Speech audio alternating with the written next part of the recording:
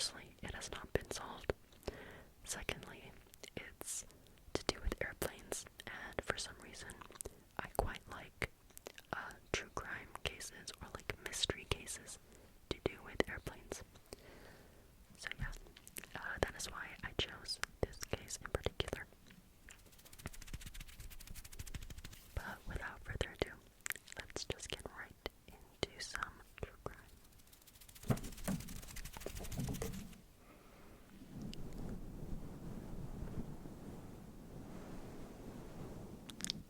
If you see me looking down here in like this area, it's because I have my notes written down here. On November 24th, 1971, a middle-aged man by the name of Dan Cooper bought a one-way flight ticket from Portland, Oregon to Seattle, Washington on Northwestern Airlines Flight 305, which was a Boeing 727-100.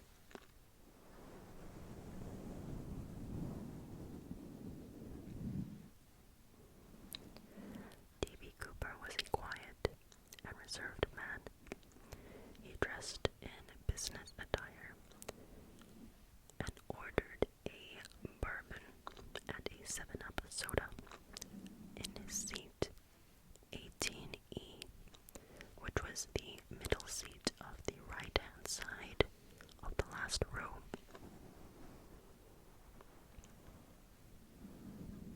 As he sipped on his bourbon, he waited patiently for the flight to depart.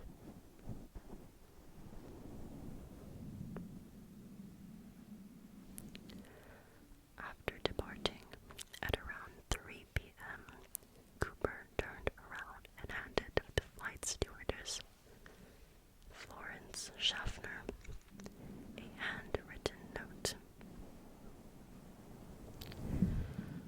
The note indicated that D.B. Cooper had a bomb in his briefcase next to him, and that he requested Schaffner to sit by his side. Schaffner, stunned and alarmed, listened to Cooper. Glancing into Cooper's briefcase, Schaffner saw 8 sticks of bright red dynamite and a mass of wires tangled up inside the briefcase. Cooper, with his demands, instructed Schaffner to write down everything he said.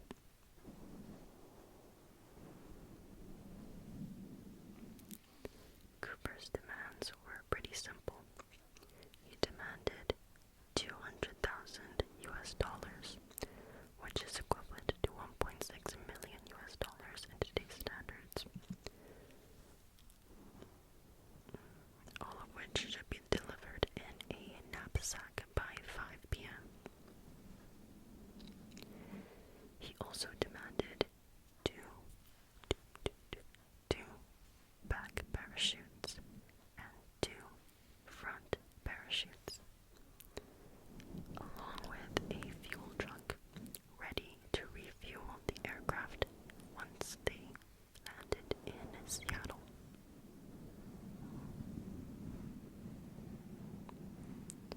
If they failed to provide Cooper with these things, he threatened to, quote, do the job. Which probably means detonate the bomb.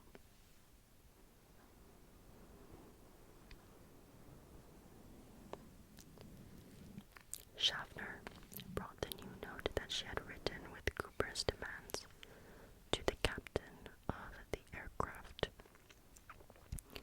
While doing so, another air stewardess, Dina Mucklow, remained seated next to Cooper and acted as a liaison between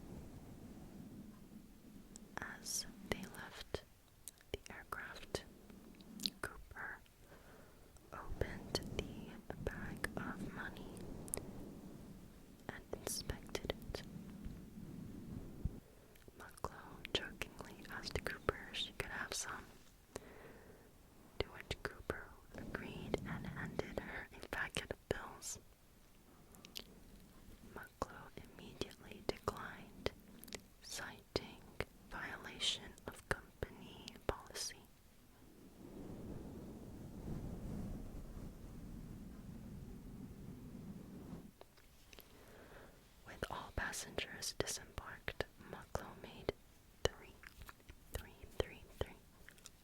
more trips to retrieve the parachutes. The refueling of the plane caused a delay, and so a second and third truck were brought to the aircraft to complete the refueling process. As this happened, Mucklow noted that Cooper complained about the money not being delivered in a knapsack like he requested it to be. Rather, the money was delivered in a cloth bag. So, using a pocket knife, Cooper cut off the canopy of one of the reserve parachutes and stuffed some of the money into the empty parachute bag. An FAA official also requested a face-to-face meeting with Cooper aboard the aircraft, but Cooper obviously declined the request.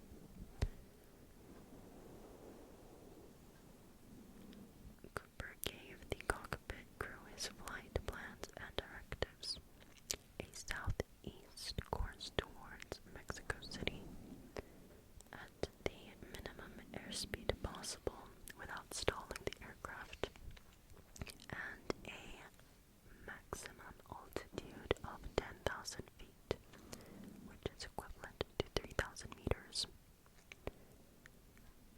Cooper specified that the landing gear must also remain deployed, the wing flaps at 15 degrees, the cabin lights switched off, and the cabin remained unpressurized.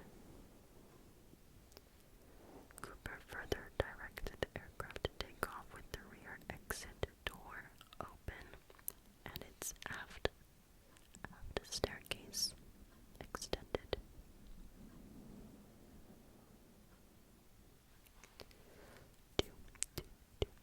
Two of Cooper's demands could not be satisfied.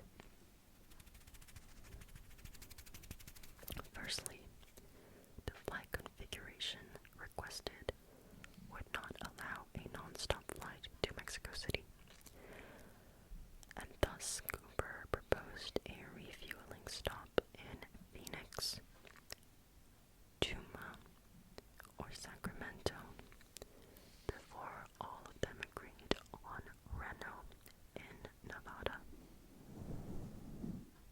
Secondly, taking off with an extended aft staircase was not possible, and Cooper eventually agreed to retract the staircase under the condition that Mucklow remained next to him and taught him how to extend the aft staircase once the aircraft was airborne.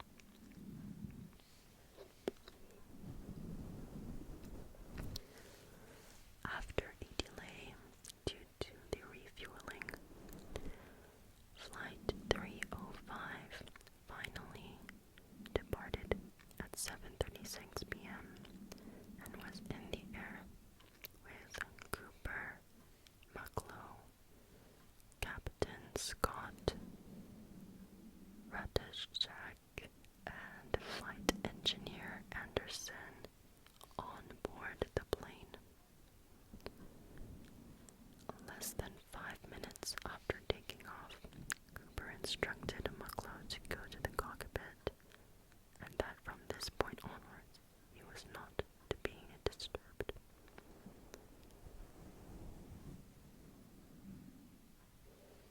Before leaving, Mucklow begged Cooper to take the bomb with him, to which Cooper said that he would either disarm it or take it with him.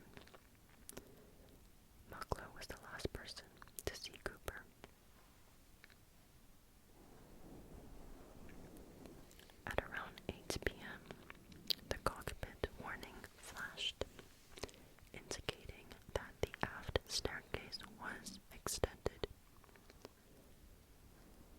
Scott used the plane's intercom to ask Cooper if he needed any assistance, to which Cooper responded with his last message, a one-word reply: no.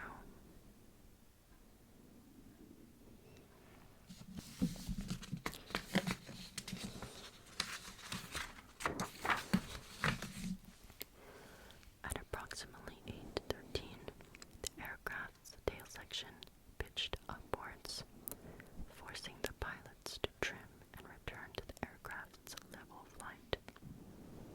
With the aft cabin door open and the staircase deployed, the flight crew remained in the cockpit, unsure of whether Cooper was still on board. Mucklow used the intercom to inform Cooper that they were approaching Renault and needed the stairs to be raised so that the plane could land. No response was received from Cooper. At 11:02 p.m., the staircase was still open and deployed, and Flight 305 landed in Reno Tahoe Airport, Nevada. With the FBI, state troopers, sheriff deputies, and Reno Police Department all surrounding the aircraft. They feared the hijacker would bomb the plane, and so did not board the aircraft. Instead, Captain Scott searched the cabin and confirmed that Cooper was no longer aboard the plane.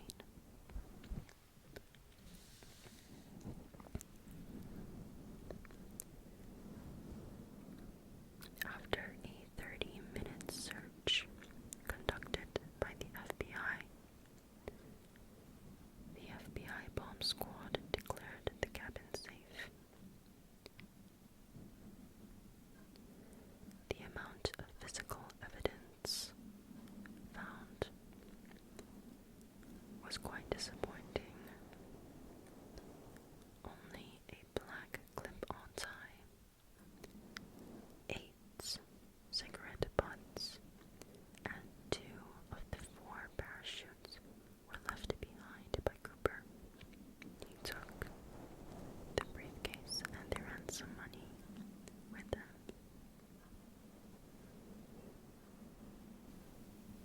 Dan Cooper was described as a white Caucasian male with brown eyes and dark hair. He was around 35 to 50 years old, around 180 centimeters to 183 centimeters, which is 5'9" to 6 foot, and weighed around 68 to 86 kilograms.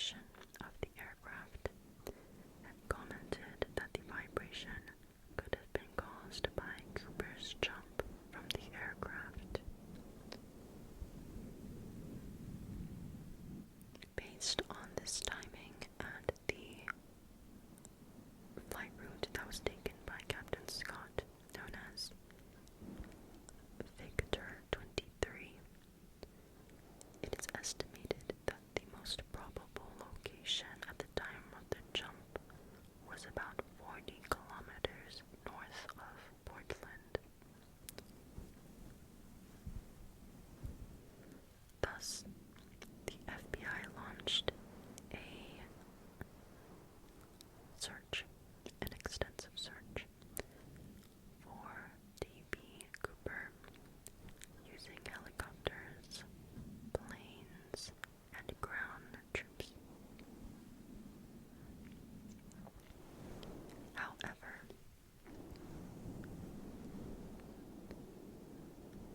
even with this information and approximation, Cooper's eventual landing zone was very difficult to pinpoint. The search area was a vast mountainous stretch of dense forest.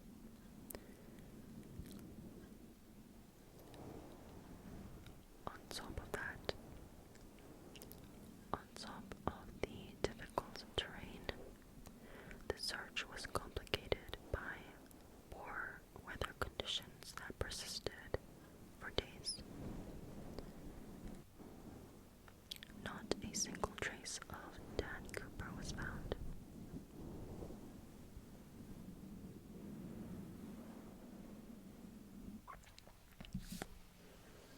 It was not until a decade later, on February 10th, 1980, that a young boy named Brian Ingram was raking the sand by the riverbank of Columbia River at a beachfront known as Tina Bar, around 14 kilometers downstream from Vancouver, Washington. While Brian Ingram raked the riverbank to build his campfire, he uncovered 3 packets of the ransom cash, totaling to about $5,800 US. While the bills were severely disintegrated, they were still bundled in rubber bands. And by comparing the recorded serial numbers of the ransom cash that was given to Dan Cooper with the money that was uncovered by Ingram at Tina Bar, it was confirmed that the $5,800 found at the riverbank was in fact a portion of the ransom money given to Dan Cooper in 1971.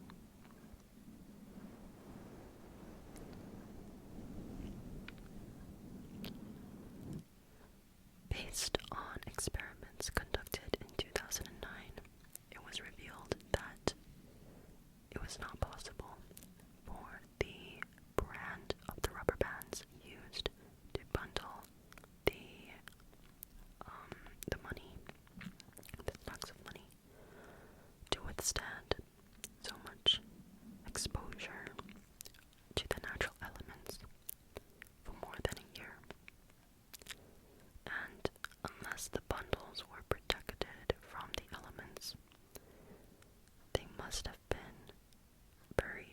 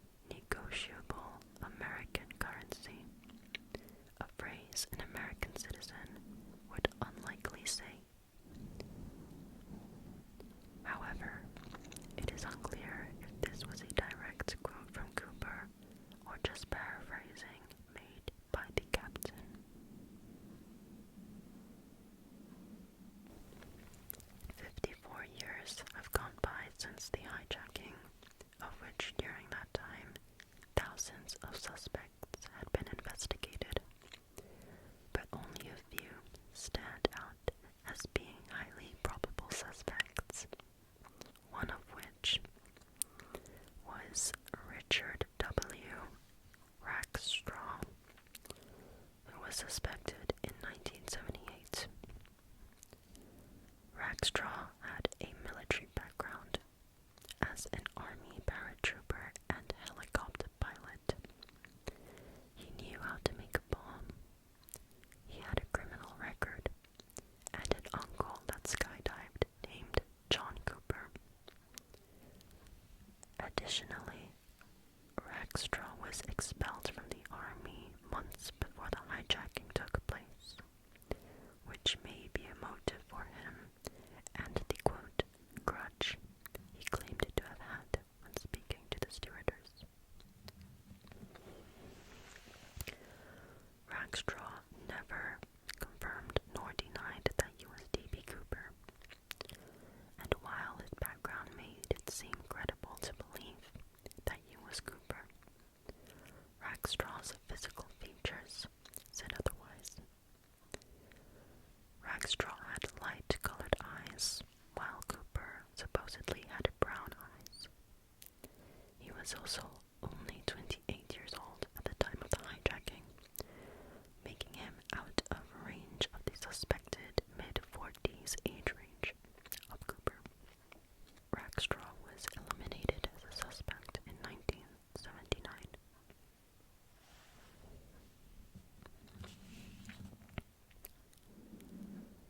Next is Kenneth B.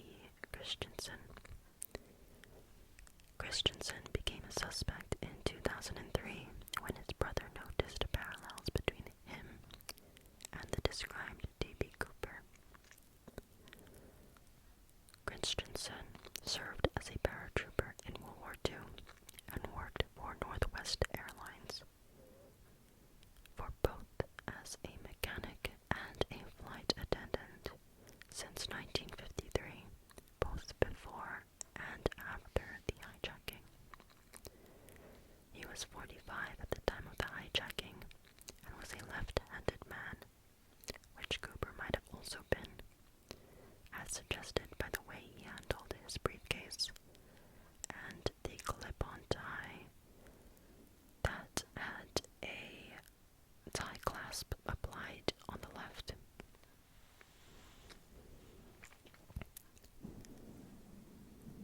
Shortly before Christensen died, his brother supposedly told him that he, quote, had something you should know, but I cannot tell you.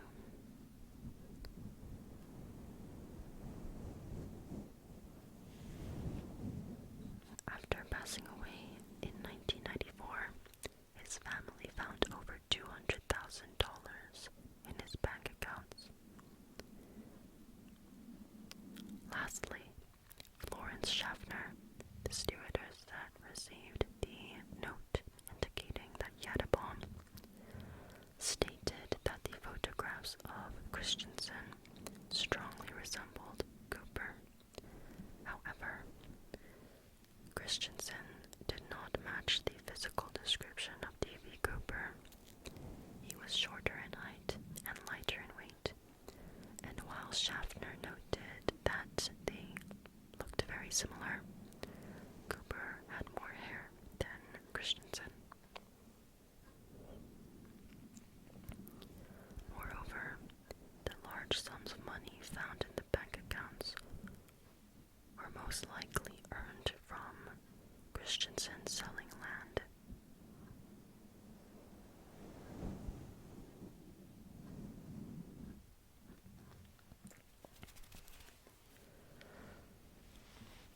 According to the FBI, Richard Floyd McCoy remains a favorite suspect among many.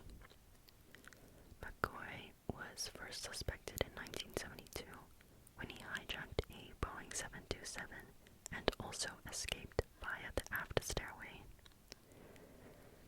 In his hijacking in 1972, McCoy used a pseudonym, a fake name, a fake hand grenade to threaten the crew, handwritten notes to communicate his demands, and the phrase, "no funny stuff," as a warning to the crew, which, much like D.B. Cooper, also used that phrase, "no funny stuff."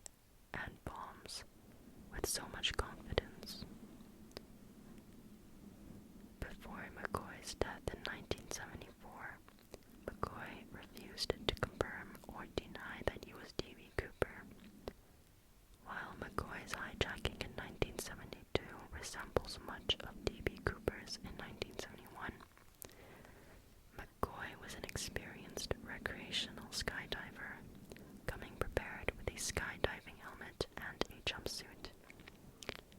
Cooper was likely not as experienced as he was.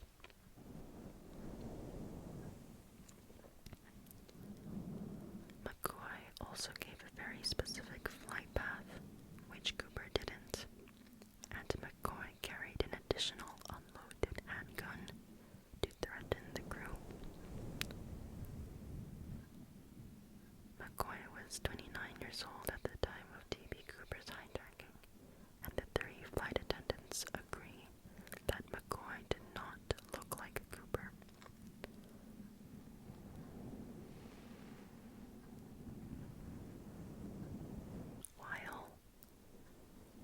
While there are parallels between the two hijacking cases,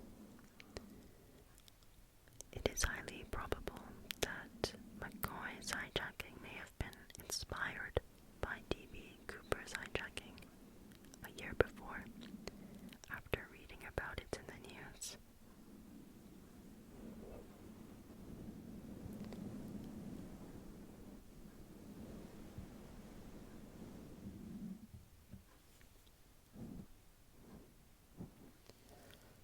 Finally, Duane L. Weber became a suspect in 1995 when, shortly before his death, he supposedly told his wife, quote, "I've got a secret to tell you. I am Dan Cooper." After this confession, Weber's widow recalled a number of promising details. She found a bank bag that resembled the one used in the hijacking. She claims that Weber suffered an injury from jumping out of a plane, and she says that Weber had a nightmare about leaving fingerprints on the aft staircase. She also notes that a year before the money was discovered at Tina Bar, Weber had actually visited that same location in 1979.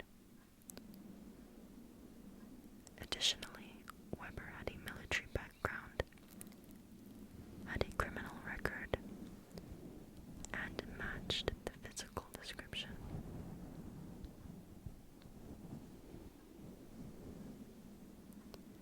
Weber was 47 years old at the time of the hijacking.